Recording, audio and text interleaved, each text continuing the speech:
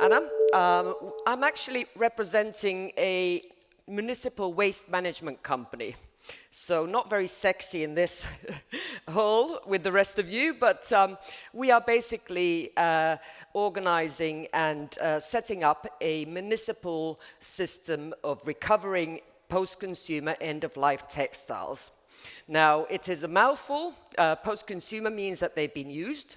End-of-life means that it is not able to be used in other ways. So we are recovering. I wanted to show you this video here, but you can go onto our website, postconsumertextiles.com, and you will see our process in brief in there. But we have a network, so we are working in the Turku-Åbo area as a waste management company. But we have a network of all the waste management companies in Finland, because in January the 1st, 2023, we have by law separate textile collection coming in. Now, the rest of Europe is in 25, so we are several years ahead of our time. So we've had to find a way of dealing this from an operational point of view. And because it is law, the waste management companies have to collect, but what do they do for that? And we have a solution. We have, since 2015, been working on this. But in order to get the solution, which is operational, working, we also have to understand that we are a municipal operator and we have all the different fractions coming into us as well. We don't pick and choose what comes to us. So we have a promise that we will deal with the best circular solution for all the different fractions. Now, this is quite a vision.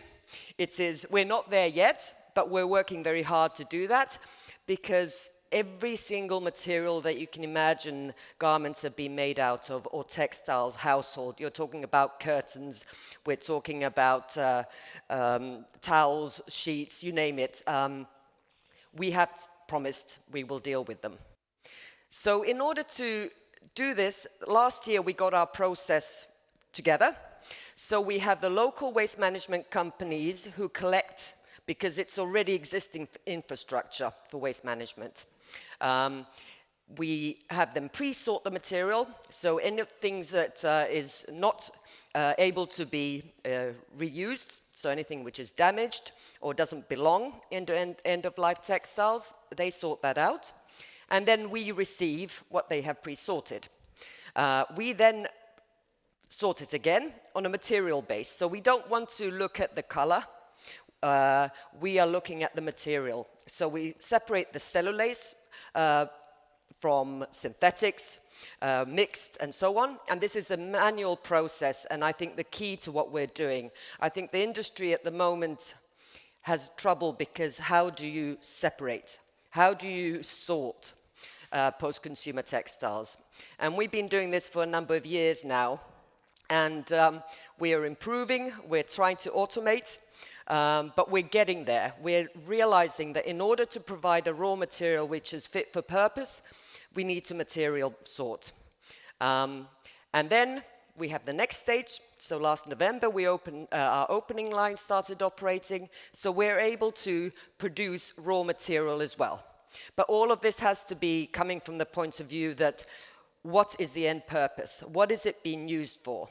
The ideal is, of course, that we have textile to textile, but the reality is that we're very far from that, considering the amount of material that we're receiving already today. This week we had a number of lorry loads come, and we had to deal with all of it.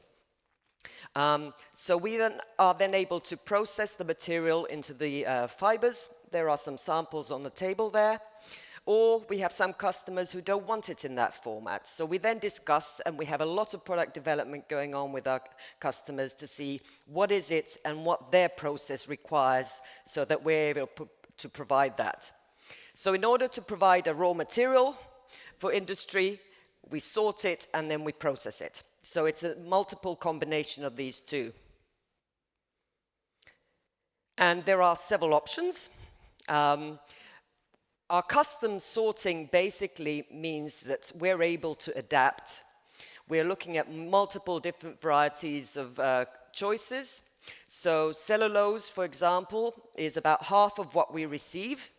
And that is about 70% natural plant-based fibers, which is very high. I think this is to do with the fact that us in Scandinavia, we like our natural fibers.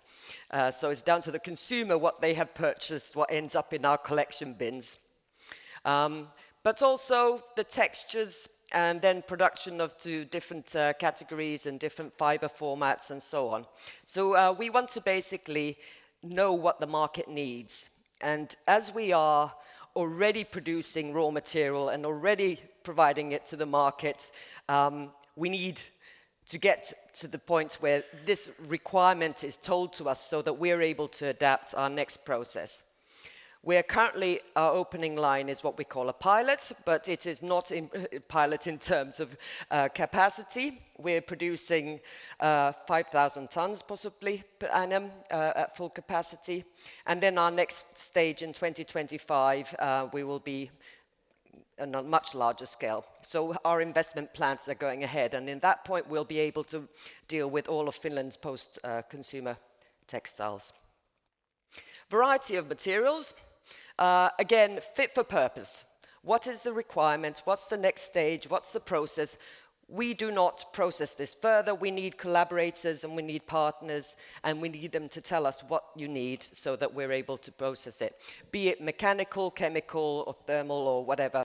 We want to find alternatives and we want to find purpose and partners so that we can get the system going. We've heard a lot about innovation and a lot about exciting things that are coming up, but the reality is that we're far from the ability to consume and put through our process and get the materials out as well.